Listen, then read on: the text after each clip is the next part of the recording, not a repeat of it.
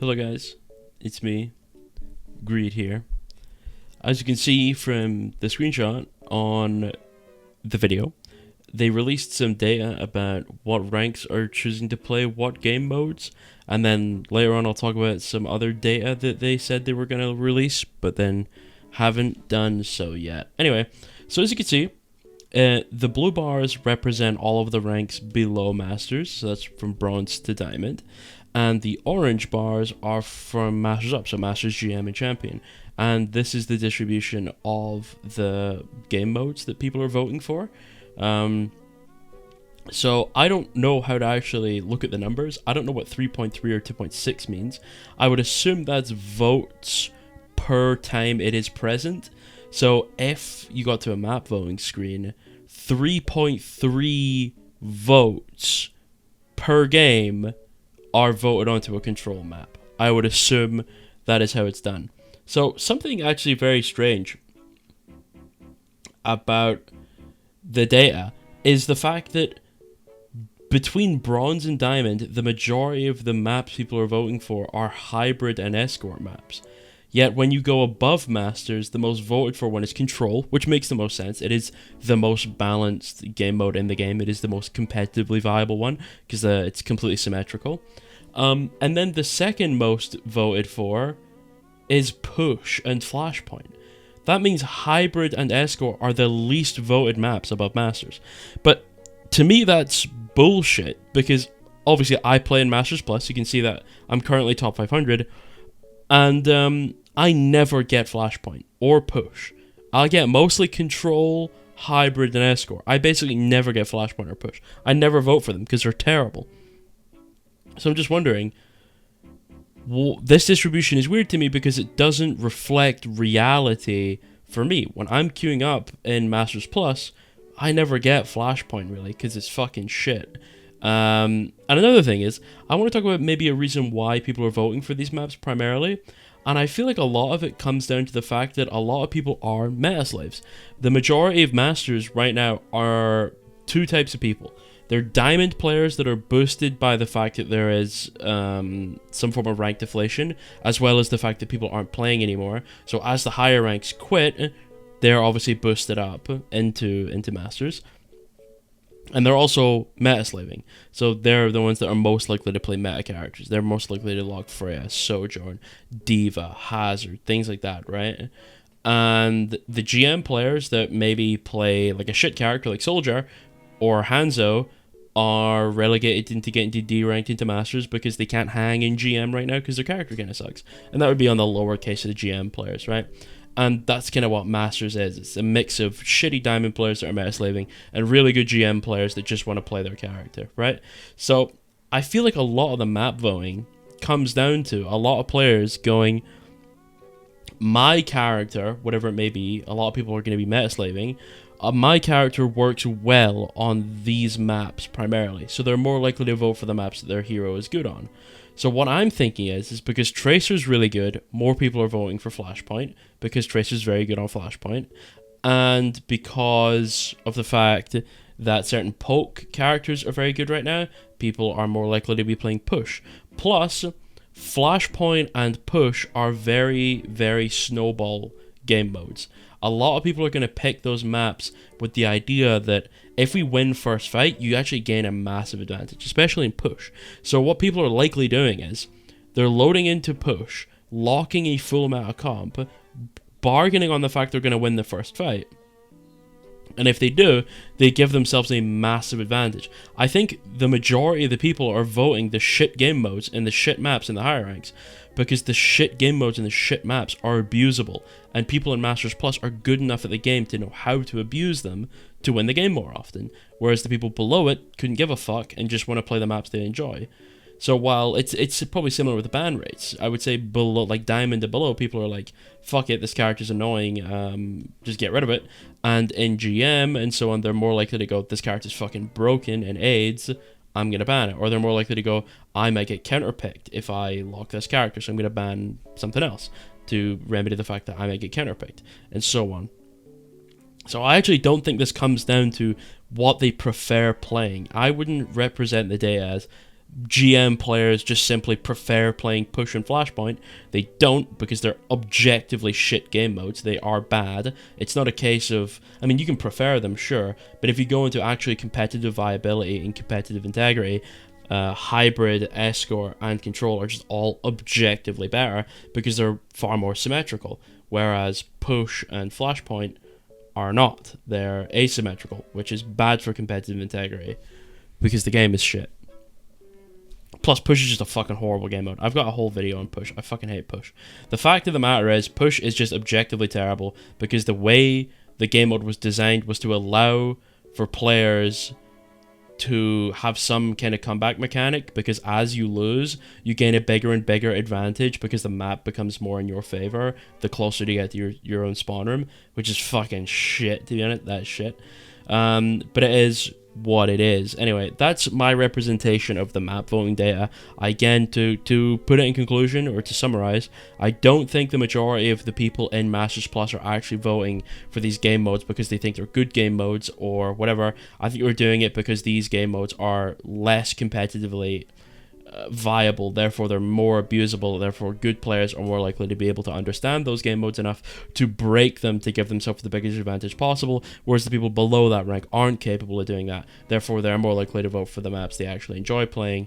But GM players are abusing the fact the maps are broken and can gain a huge advantage on it by cheesing the fuck out of the broken maps with either cheesy comps, meta comps, or whatever else it may be. But now on to the other data that they released. So, as you can see, they say armed with truth, all this in the dev blog, stuff about releasing more data. You can read the paragraphs if you want, I don't care.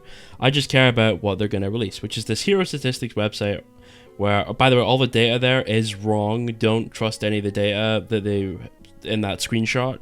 That's all wrong. They say it's wrong. Anyway, I think this is actually a great idea.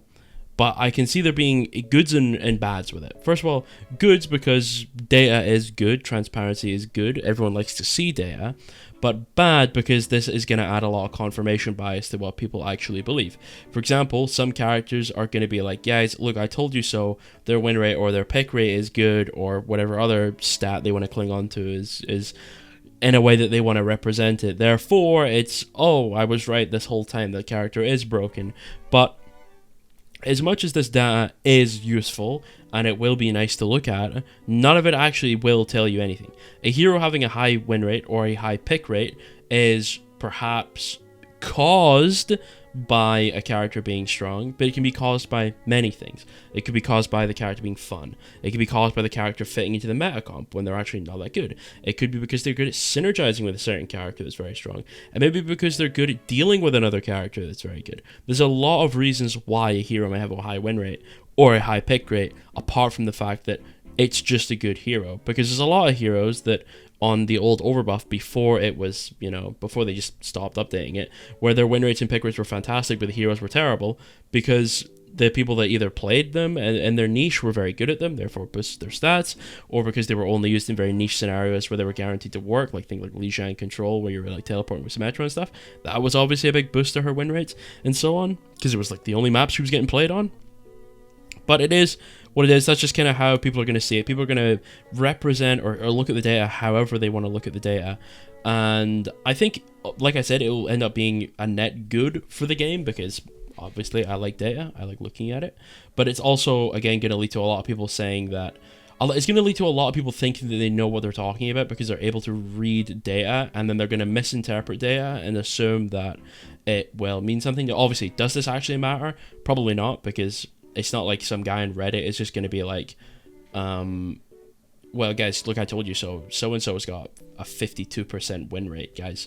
That means, and it's not like the devs are going to look at that and go, guys, he's right, he's fucking right. But it will hamper discussion a bit because a lot of people are going to struggle to get past that data and look beyond it. And they're not going to try to understand why certain data will be represented in certain ways. So I actually think this might cause discussion to be hampered or limited by the existence of the data, because a lot of people, instead of having a discussion about why something might be, they're able to just simply draw a conclusion much easier now instead of having to go through the discussion phase. I don't think it's going to change me or Relth or Spylo or any other commentary-esque-ish video or channel that likes to talk about the game's either balance or design or whatever it may be, because we never really operated off this data anyway. A lot of us kind of already had the understanding that this data wasn't, obviously it's important, but it's not exactly relevant to a lot of what people talk about. It's not like I'm going to look at a character having a high win rate and go, that character must simply be broken because they've got a higher win rate, because a lot of the people that do this stuff, like me and Ralph and so on and other people, have the understanding that there is more to the story than the stats. Now, obviously, if a character's got a 90% win rate, yeah, we gotta start talking about that. That's obviously something to do with the character. Something's obviously blatantly wrong, whether that be with the character or with another character. But either way, something is making it so that character is unfair to some degree.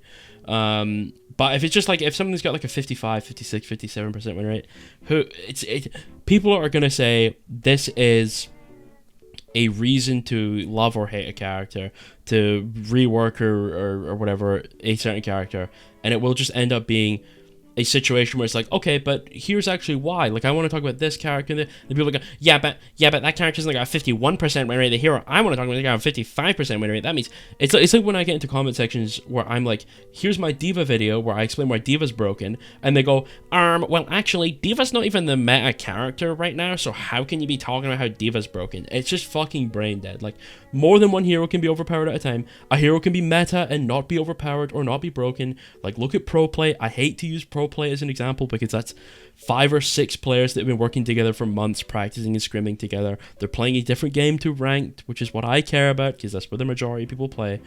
But in pro play, they're playing Hanzo a lot, they're playing Symmetra a lot, they're playing Bap a lot. Are these really good heroes? No, they're kind of shit. Bap's disgustingly overpowered, but is he the best support in the game? Absolutely not. Why is he getting played in pro play? For a lot of reasons. Same reason Lifeweaver was getting played. Lifeweaver and Bap were getting played to support like Hazard and Freya and so on. And then they wanted Hanzo to counter the Weaver and the Bap. And then they were like, oh, okay, well, let's start getting quirky with, like, Symmetra comps. And then they started playing McCree, where they're like, okay, we're going to start teleporting McCrees into angles where they can shoot Freya. And then, oh, we're going to start pressuring the Lifeweaver and so on. And then that means the Lifeweaver can't be played to life grip the Freya, so the Freya can't go aggro anymore. Like, a lot comes down to why certain things get played in certain scenarios. And 99% of the Overwatch player base do not understand why. They don't get even 1% of the reasoning behind why certain characters get played. But they think they do. You know what I mean? Which is fine. People can have their opinions. But I think the stats are going to be an overall net good, but I can already see the negatives in my comment section about it. Like, well, actually, this character doesn't have the same win rate or pick rate, therefore your argument is invalid. That hero clearly isn't overpowered. Look at their win rate. I'm going to go, you fucking idiot. You don't know what you're saying. But it is what it is. You know, the game's a game. Anyway, I love you all. Actually, you know what I can't wait for? I can't wait for the stats to get released, and then all the support players are going to go, guys, look, all the supports have a win rate between like 47 and 53%, guys. Look, I told you they weren't overpowered. I told you, because they don't know how stats work. They don't know how a win rate or a pick rate is calculated, so they're going to go, guys, look, he must be balanced. His win rate's fine. So I look forward to that. Anyway, I love you all. I hope you have a good day. Tell a loved one that you think they smell delightful today, but in a normal way. Anyway, goodbye. I love you. Goodbye, goodbye, goodbye. Goodbye. Goodbye.